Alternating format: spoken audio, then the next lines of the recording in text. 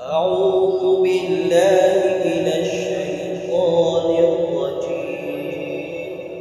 بسم الله الرحمن الرحيم. اقرأ باسم ربك الذي خلق. خلق الإنسان من علق.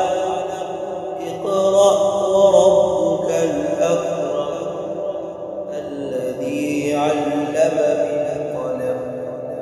علم الإنسان ما لم يعلم.